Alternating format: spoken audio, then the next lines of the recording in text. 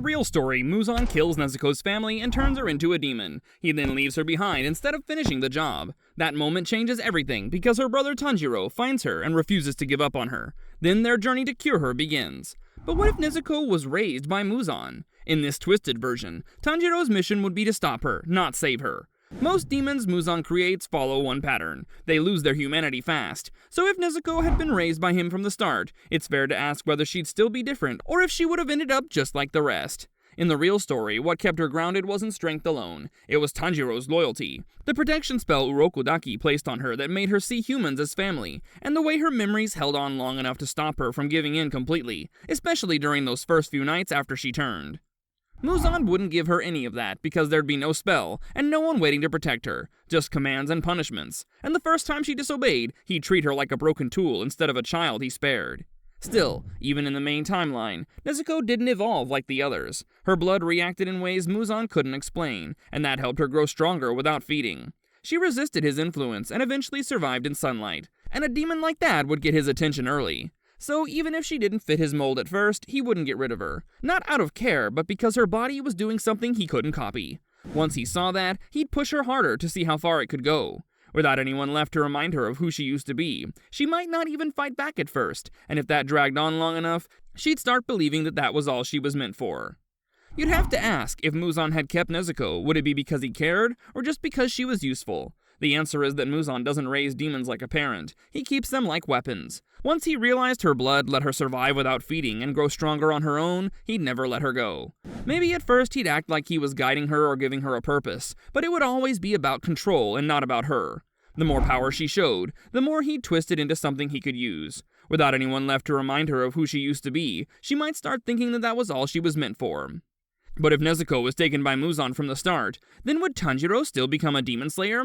Now, we already know his path was about saving his sister. He picked the sword because he only wanted to find a cure.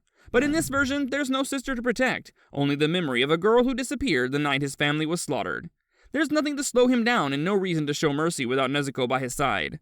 Urokodaki might still train him, and Tanjiro's natural kindness wouldn't vanish, but it would be buried under guilt and loss. He'd still join the Corps, but not to heal. He'd be hunting. And if word ever reached him that Muzan had turned his sister and was keeping her close, that would light a fire under him stronger than anything else. So yes, he'd become a demon slayer, but not the one we knew. This version of Tanjiro wouldn't be walking the line between compassion and duty. He'd be chasing Muzan down with one goal, and if Nezuko stood in his way, he wouldn't know whether to fight her or to try to bring her back. That conflict wouldn't guide him like it did in the story. It would tear him apart.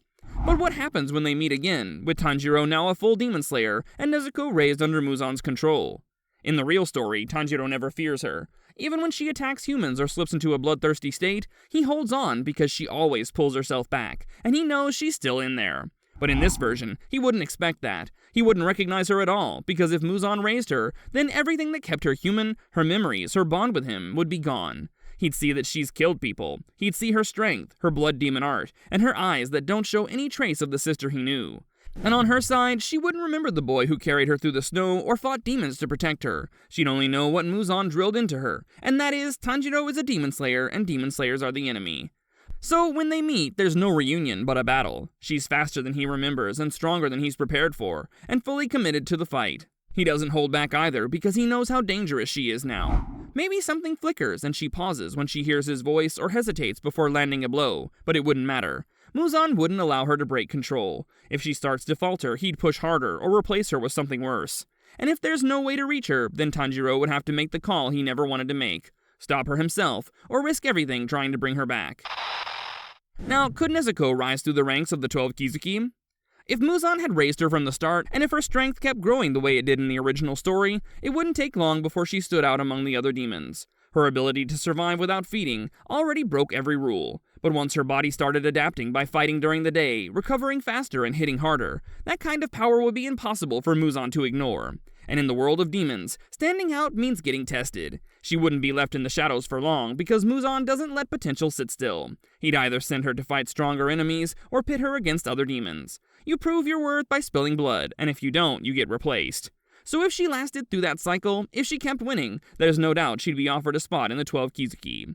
Maybe not at first, because Muzan doesn't trust easily, even with demons he creates. But once he saw that she could finish jobs that others couldn't, she'd get a number. It might even be higher than the lower ranks from the start, just based on raw ability and how unpredictable her powers were.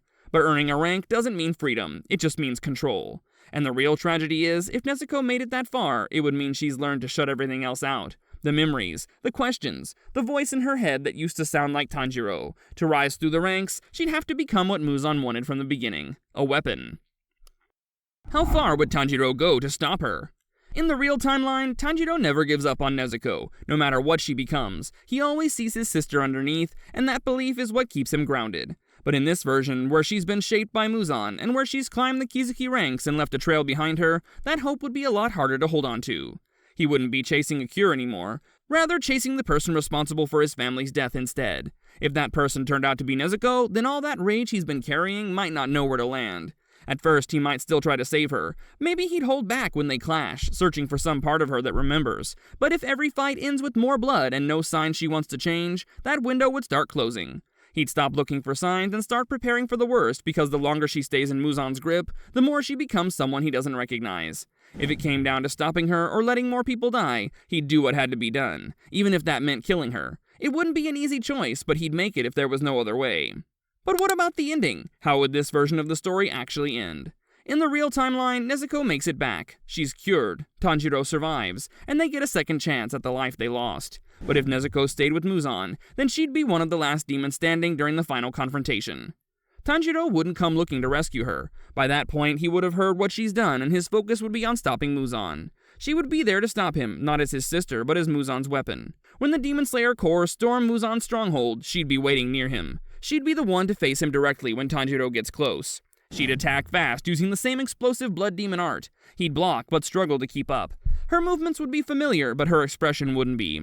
He calls out to her, once or twice, but she doesn't react. Muzan wouldn't leave her room to pause, and if she faltered at all, he'd force more blood into her or command her to finish the fight. If she hesitated again, he'd attack her too. Eventually, Tanjiro would stop calling her name and focus on defending himself. When she goes in for the final strike, he counters, not by choice, but out of instinct.